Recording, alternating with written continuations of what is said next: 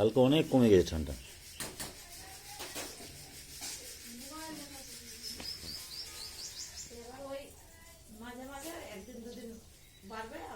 হ্যাঁ, এখন up down করতে করতে ওইভাবে করতে করতে যাবে, বিদায় নেবে।